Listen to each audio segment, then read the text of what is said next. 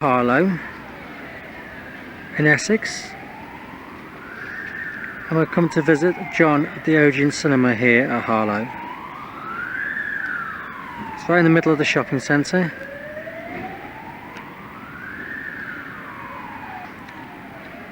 It is a triple screen cinema. The number 1 screen is at the front of the building and 2 and 3 is at the rear. But wait until you see them. It's a beautiful projection room, and the Odeon one is the most gorgeous theatre you've seen in a long time in a triple conversion. So without any more delay, let's go in and meet John, the chief projectionist here at the Odeon Harlow. Hello, this is the Odeon Harlow. I'm John, and this is our projection room. Yes, we just met John there. This is the Odeon Harlow, and it's a triple screen cinema, and it's got a beautiful box. Look at this. A Cinema 1,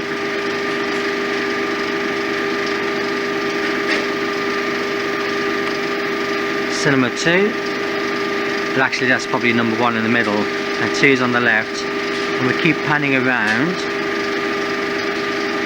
Have you noticed something on the wall? Something that is very, very interesting.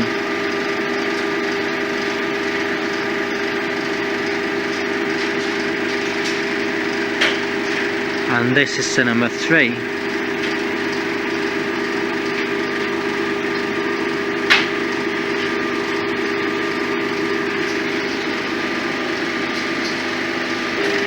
Now we're looking at screen 1. It's a Cinemacanica Victoria projector, triple lens turret with a Super Zenith 450 Zenith conversion lamp house. Now the Victoria is a super machine, and you will notice to our right we have the 70mm penthouse. When this was a single screen cinema, I used to show 70mm here. We have a swing-in anamorphic lens with a 3.6 Xenon lamp. Screen 1 has Dolby stereo, but as you can see it's a CP50, and we have push button switching on the Dolby CP50. Now let's pan round and see what else is on the front wall.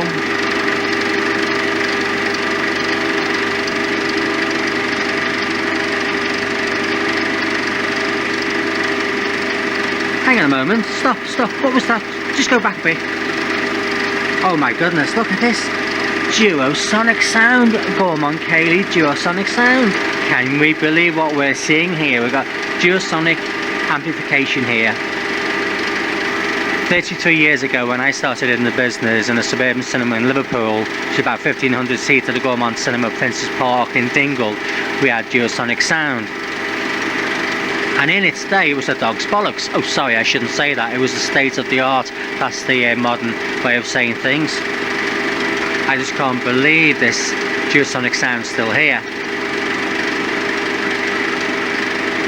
Now that's what you call a volume control. Well, for all the people of my age and a few younger ones, remember the old magnetic sound on 4-track mag. Yes, this theatre can still show 4-track mag films. Oh, this is history. I mean, the Kaylee sound's been out so many years, even before I started in the business, and it's still going strong here at the Odeon Harlow.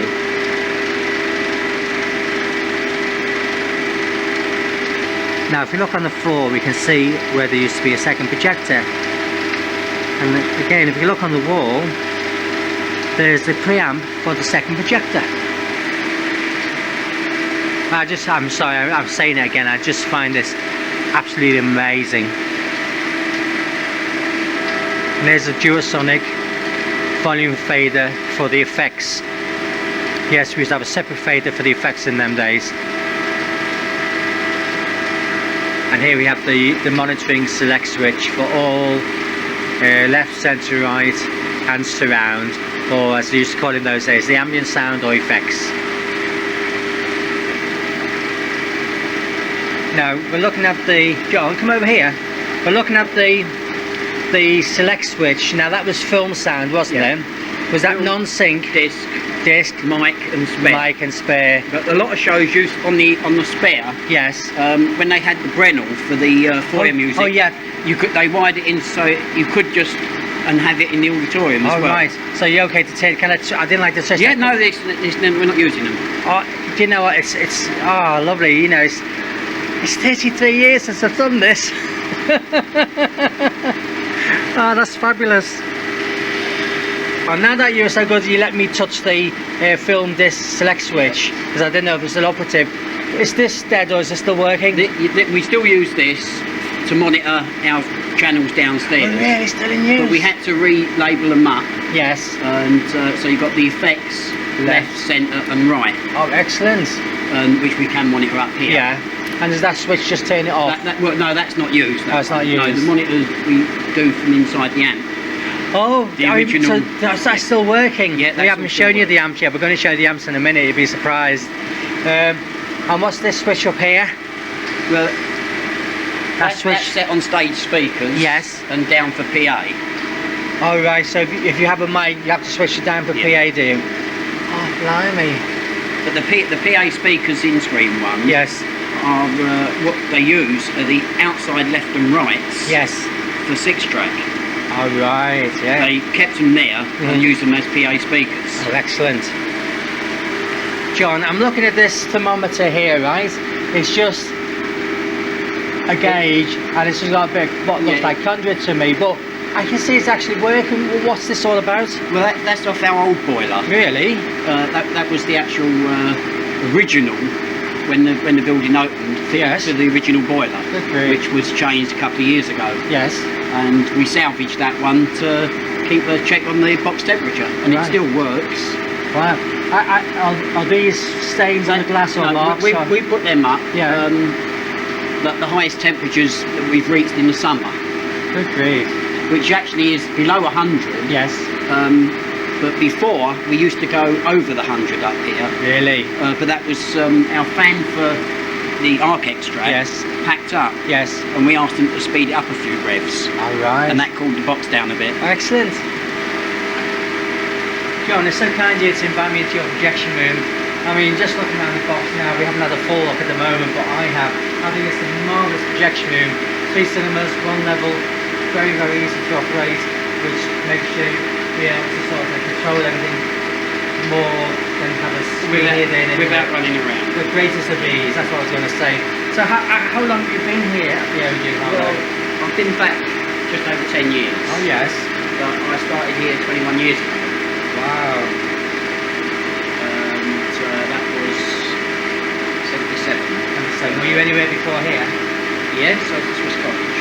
Oh right, yes. And that's the film just coming off now. That should be Langel's issue. Yeah, yeah. Bless them. Yeah.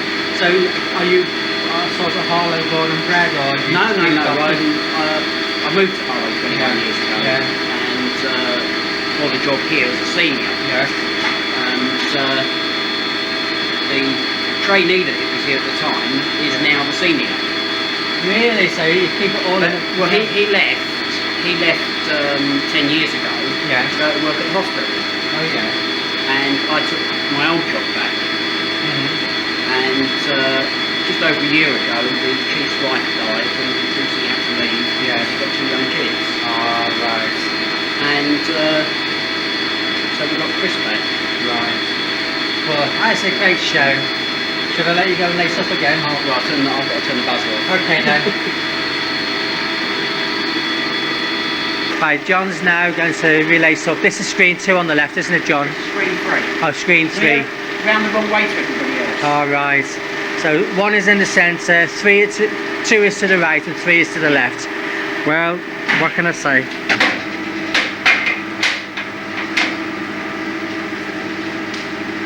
We can see that all 3 screens have the Philips platter. Now this is actually the Mark II platter with the push button switch control. Now these are some of the very earliest platters from the Philips, aren't they? Because we've got one in Empire 3 with the switch on the bottom. Well, I have worked on the Mark I's, the first ones in the country. I did work on the Mark I's, which was for ABCs. What difference were they? Because I thought these were the first ones with the pedal switch. No, the difference was the rollers were solid and they had bigger plates. Really? You could get a double bond film on without it coming off the edge. Oh no, I didn't know that. The light, which is amber in these, was Yes. green. Oh, I have seen green ones, yeah. Yeah. Okay, I didn't But know basically they were the same. that. Yeah. And I worked on the other ones without the buttons, you know, the ones with just the select switch. That's right. Just looking at your rollers, can you interlock here? Yeah. And Really? At the moment, we're waiting for the engineer to come back because Yes. we've got inverter starts on the projectors now, Yes. and they've got to be wired in for that. Oh, of course. But yeah, we had run-in clocks several times. Wow. All 3 screens? Any combination you want. Really? That's amazing. 1 and 2, 1 and 3, 2 and 3. So you can go 1, 2 and 3 and 3. pass number 1 in the middle? Yeah.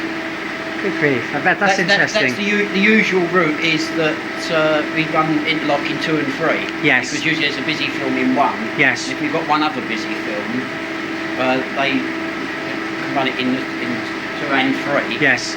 And that way, of course, they get the people packing in. Absolutely. Now, we've just stopped looking at screen 1 for a few moments while John laces up screen 3.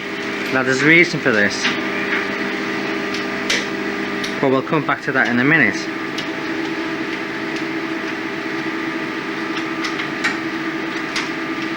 Now, in this screen, John, you got Dolby Digital, not Dolby Digital, you got Dolby A? Yeah. Yeah. We're seeing this projector, it's just the 35mm sprockets only.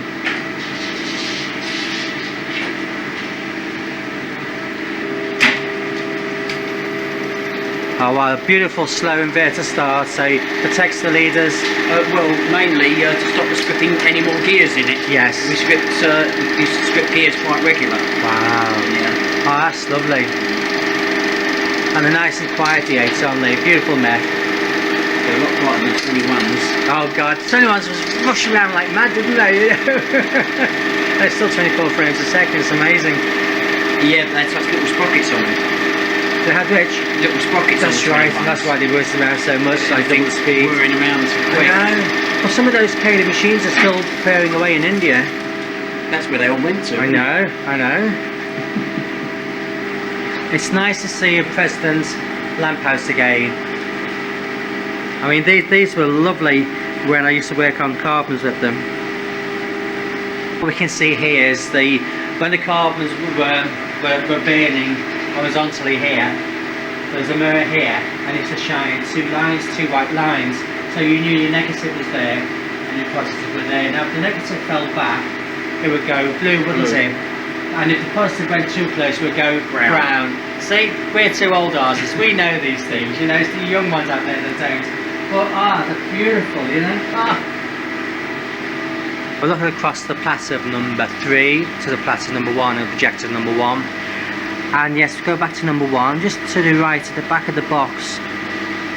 There's a freestanding cabinet. I wonder what's in that cabinet there, John. Well, we're stood by these cabinets now. Yes, you can see it's the Gorman Cayley Duosonic valve amplifiers. John, tell me now, you're not still using the Duosonic valve amplifiers, are you? Still in use. No! Fully in use. Wow, look at that! Oh, I don't believe it, John. Still surviving after 2 fires. Wow. Now, John, this is it's nearly brought me to tears to see this now.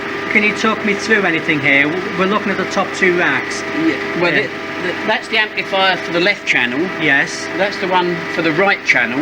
Yes. And they're identical amplifiers. Yes. And interchangeable. Oh, right. What sort of wattage do they give out? Do you know? 30. 30 watt? Well, you know, it's Well, they used to be 30 on the mono systems. oh, right, so there'd be 30 a piece. Yeah. Wow, do you have any problem getting valves blowing or replacements, or, you know, how would you go on? Well, we did get lots of valves from shows that no longer use these. Yes. So most of our spares are second hand. Right. But I mean, it's easy if one goes, you can see it's gone out, can't you? Well, usually, yeah. You can a quick glance can show where a problem is. Wow. And, I remember right, John, these amplifiers were what was known as push and pull amplifiers in its day. I was never too sure what that meant, but at the time when I was only young I didn't understand.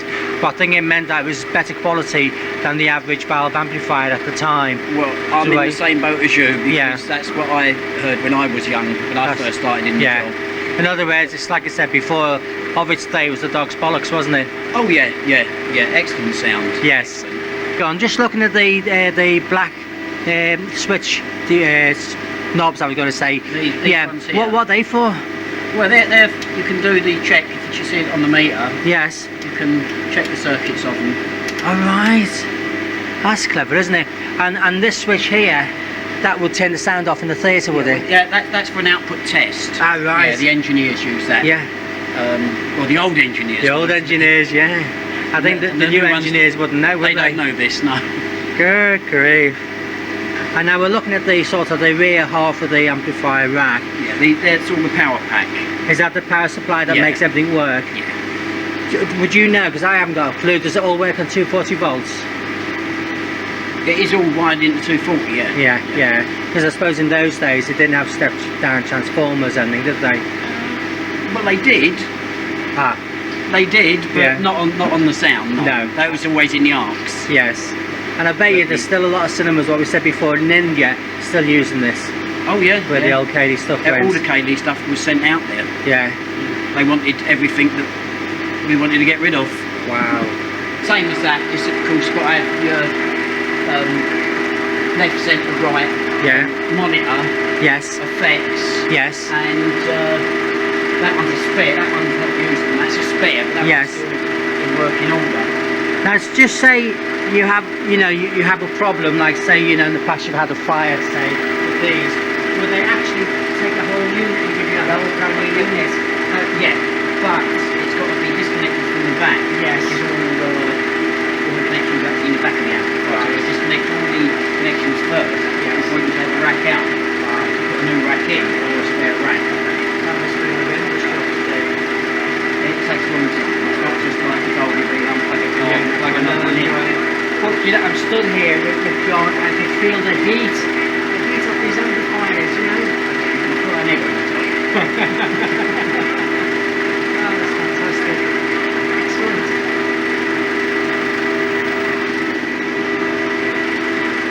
Here we have the spares cabinets with a badge on it. It actually, I thought it was a MGM from the distance, but in fact it's from an old safe.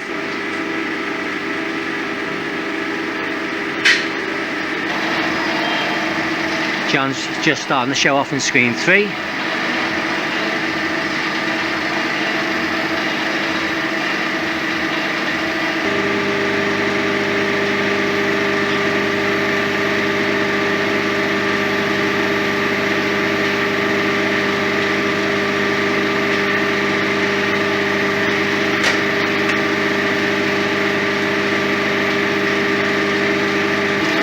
Well, here we are looking at the projector for screen 3, the features in CinemaScope with the old swinging anamorphic lens.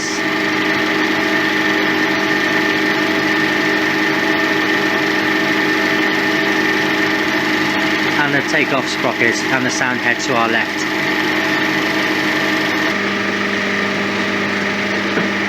Just looking at this, John, right? And just the pleasure of talking to you for the last half hour or so. I mean, you and I are both reminiscing about how it was years ago. Can you remember what it was like running 2,000 foot spools? I did. Yeah. 6 months on my own. Yes. Good grief. And it was like, it seems like a long time ago.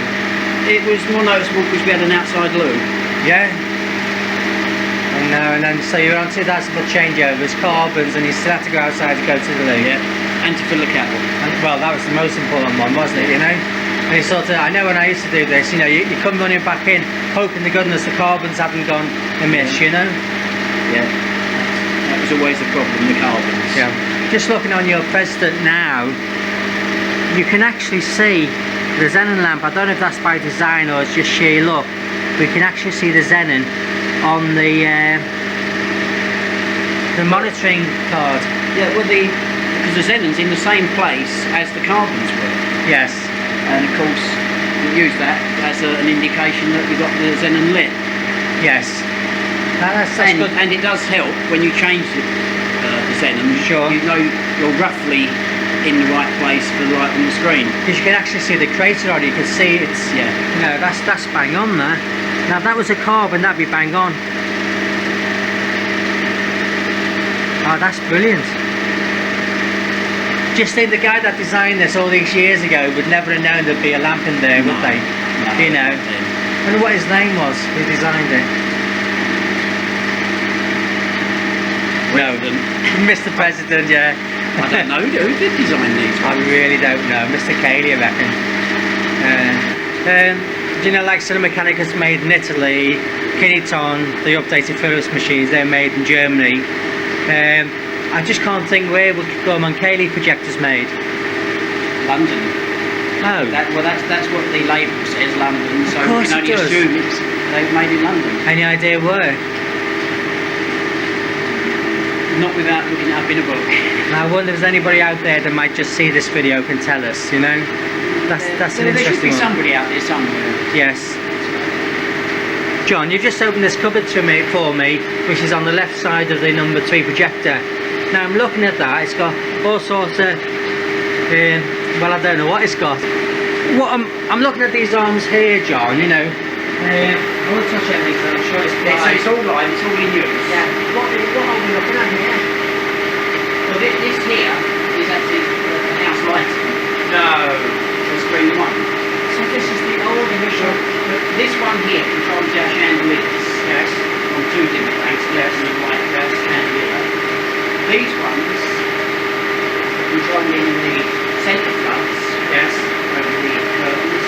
And the end one there is the left and right. Underneath the motor arms, what are we looking at the bottom there, John? Yeah, they're the contactors for raise and lower. Oh yes. And which spares are not available for. Good grief. So how old would you say this is? 40 It's 40 years? as old as a cinema. So that's 38 years? Yeah. That's amazing, but I do notice just over here on another contactor you've got a relay. Yeah, well that's what I had to put in to get them to work again. Because wow. the relay, the original one packed up, Yes. and you couldn't get spares. Right. So that was just a lash up. Yes, and it's been there 20 years. Well, no, it's been there about 5 years. Yeah. But It works. no, I remade a board so we can change it.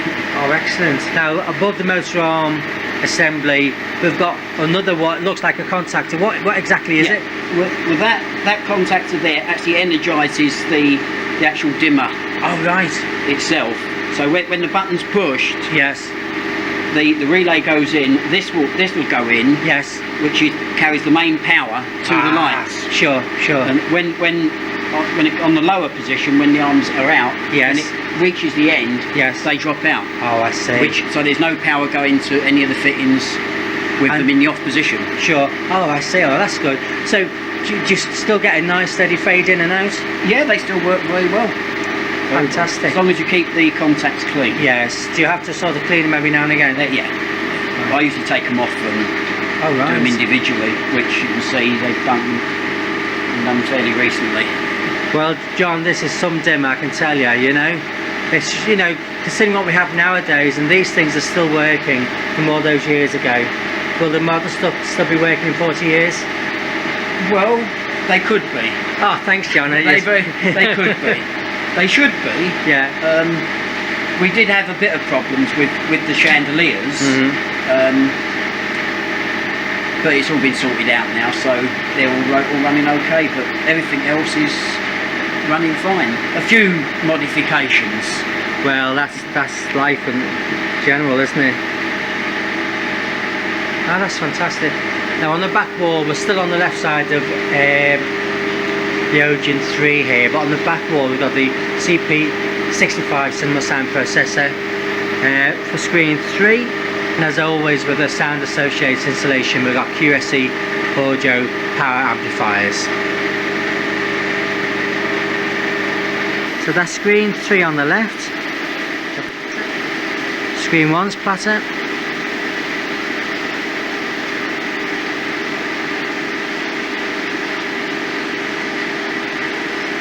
The Vic 8 for screen 1.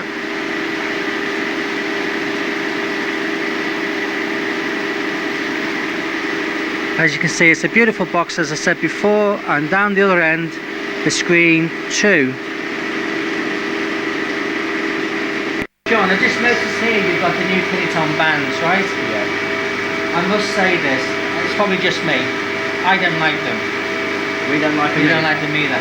What I find is wrong with them, and I won't do it, I'll just touch, but I won't do anything. Like, we've always got to lift films off. Now, when you go to lift the film off, this thing normally moves and the band comes out. Do you find this? Yeah. It's so difficult to lift the film off. Yeah, we found the same. Yeah. But what we usually do when we move it is we do let it off. Then we just lift it slightly. Yeah. And then slide the whole lot. Yeah. And then we put it back. John, you're a bugger. That is brilliant. But usually because we're often shifting film up here. And does that work okay then? You can lift it off okay? Yeah. Well, as long as it's two. Yeah. Two people on either side. Yeah. Because, like I say, we often have to shift a film from screen to screen. You know, usually on a Friday. I never thought of doing that. You see how, but it doesn't grip it as well as the old band. But why? Because it's new. Okay. Fine. No, I don't like them very much at all. I don't know why they changed them. Well, you've got the large ones. John, I don't like to ask you this, but you've got something in your hand. I'm not quite sure what it is. Could you show me? Well, this is our large ring. Oh, right. This enables the easy installation of the adverts and trailers. Yeah. Oh, excellent. Which you wind the feature on a Thursday night. Yes.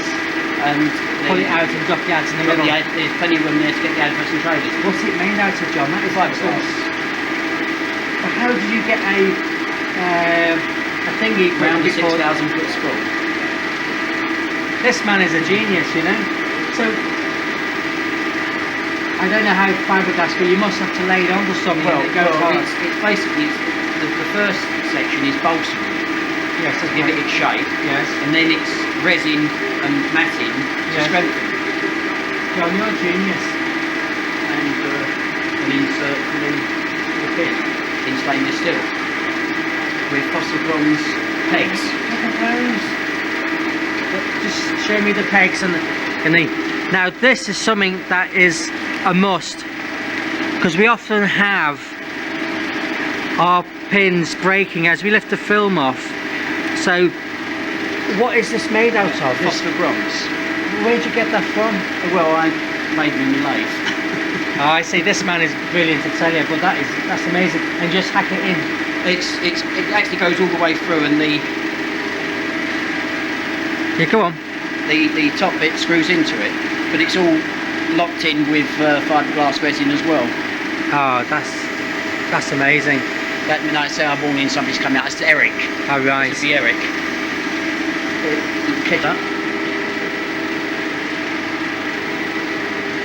Here's Eric. Oh, this is Eric, is it? Alright. Hello. I'm just going back to the Duosonic sound. You've got this box of tricks on the back wall. Are these the controls that turn the power onto the various amplifiers? Yeah. Although a lot of it isn't used now, like the stereo preamps no longer used. Yeah. And other switches have had different functions put onto them. Yeah, we've got the cake stand, and Dolby is on it's here. All coming off here. Mainly because it's all linked in with the same sound system. Yes. And but basically we don't touch the switches. Yes. They remain in the on position. We just use the actual main, the original sound main. Yes. To turn the power on and off. Oh, that's brilliant. Well, John, we're in the right-hand corner of your projection room now, and we're looking at your Vic 8, and this is screen 2, isn't it? Screen 2. Yeah. Can you tell me the story why you've got a chip knocked off your top spill box? Well, that's what they used to do. Because these actually, most of this is second-hand equipment from the Odeon Peckham. Oh, really? Okay. When that closed. Yeah. Which they tended to cut the scroll box away Yes. to allow the film to come round. Right, instead of just cutting a bit out or putting the roller closer to the wall. Yeah, or Yeah. just repositioning everything. Mm-hmm. But I think at the time they liked using their hacksaws. I must have took a lot of hacksaw to cut that top spool box. Now notice on this projector you've got no 70mm penthouse, so I suppose that's been taken off a long time ago. Yes, and your top 70mm sprocket's gone as well, I see. More sugar in the coffee. No sugar in the coffee, thank you. Oh, okay. Merci beaucoup. Yeah, il est là, okay? Okay. Yeah, thanks, Eric. Put that one on. Thank you. Yeah, go on, Eric. Okay, hello, I'm Eric. I just come back from holiday after 10 days. Slow start today. Yeah, where have you been on holiday, Eric? I've been to Leicester, see some friends. Right. You know, around London. It's the next holiday. I hope we're gonna have like 2 weeks. You know. Right. Now, if I might be very personal, obviously you haven't got an English accent, have you? Where are you from? I'm from France. You come from France? Yeah. Wow, and you speak marvellous English. Yeah, it's not really like French. I do speak French much better. Where back in France are you from, Eric? I'm from Nice. Oh, right, down the bottom half. Down the bottom, South France. South of France. That's a bit more technical, isn't it? That Yes. Very A bit warmer than Harlow. No, actually, it's cold these days, John. Paris is more colder than London these days. It's I think -3. 6 people died there. Really? Yeah, homeless people, you know. Yes, yeah. Where is it? How long have you been a projectionist then, Eric? I've been projectionist since the 13th of September. All right. Made up projectionist 13th of September. But before, I had training for 3 months. Me, John, Chris. And he's done a good job on you, has he? Yeah, of course, yeah, they did. Of course. Otherwise, I will never learn this one. I don't know what's it anyway. Yes. I'm like scared to touch fucking clouds or what. And you enjoy it? Yeah, I enjoy it. Yeah. Ah, that's fantastic. It's all right, yeah. It's good. Thank you. Thank you very much. And bye-bye. In screen 1 now, and can you believe this? Look how beautiful it is. This is really nice, John. I think probably look better if we put the house lighting up. Yeah, it's superb. It's a bit. Yeah, we're actually looking at this with no stage lights on, but you can see how lovely it is.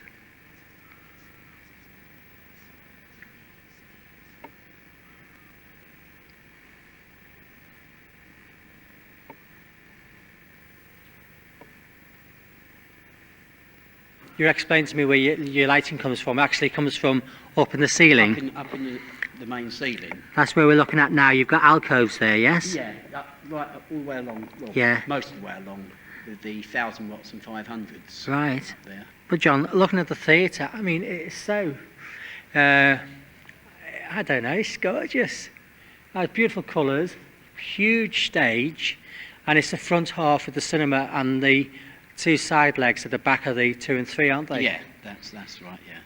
And what we're looking at now is screen 2, isn't it? That's the That's the back of screen 2. That's yeah. right.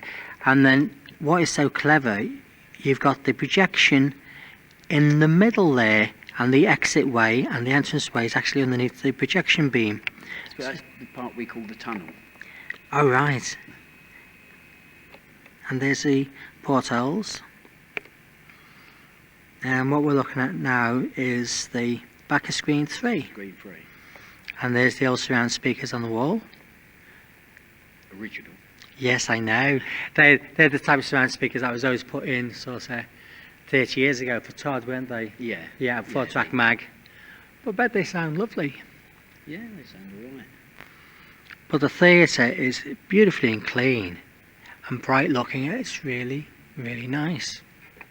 I'm just focusing up on there on one of your chandeliers, John. Is there a bit of a history on these chandeliers? There is on that one. It's held together with fishing line. Really? It's the tattiest one that we had, but we got lumbered with it. Yes. Ah, did they used to be in the theatre before it was triple? Yeah. We used to have 6 of them originally. Oh, right. But we've just got the front 2 now. John, a thought's come into my mind. I've seen so many triples going around all the different cinemas, and some of them you think, oh my goodness, you know. But this is the best triple I've ever seen. It looks like they've spent a lot of money on it, put a lot of style into it, and put a lot of thought. How long has this been a triple? Well, we've been free screens for nearly 12 years now. Ah, that sort of explains it. 11 and a half years. Yes. In all. Yeah. So in those days they did do a proper. I mean, there's no one can say anything bad about this theatre. It's one of the better theatres I've seen. It really is. I say I can't get over it. It is. It's so nice. You know, this should be in the West End.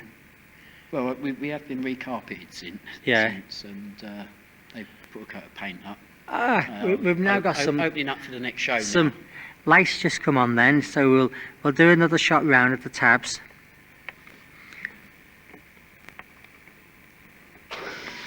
Ah, look at this.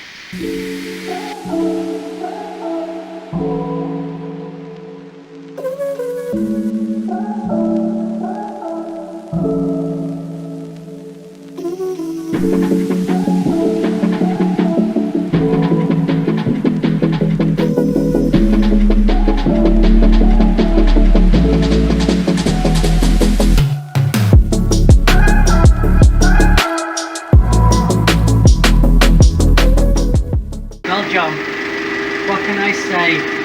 You've been so good to me. Let me come in your projection room, video your projectors, and you've been so helpful. It's been a shady light. Thank you very much indeed for letting me come in. And don't ever lose your Durasonic sound. That's fantastic. Get your sound, but don't let it go. Leave your address, and when we finish with it, we'll send it to you. Oh, thank you, John. No, it's a bit of magic, your projection room. It's not like the clinical multiplexes where it's just projector. There's life in this box. Yes, it's a box, not what they call booths.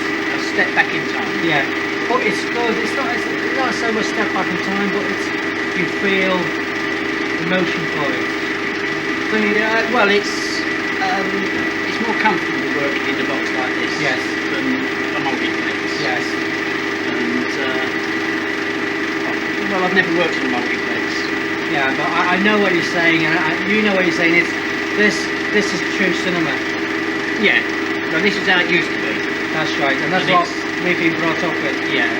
Well, we're lucky here because we haven't moved forward. Well, yeah, I hear what you're saying. We still work the old way. Yes. Everything's done the old way still. Or is that bad? No, that's good. I know. That's good. I know. That's excellent. All right. Thanks very much indeed. That's a pleasure. Thank you.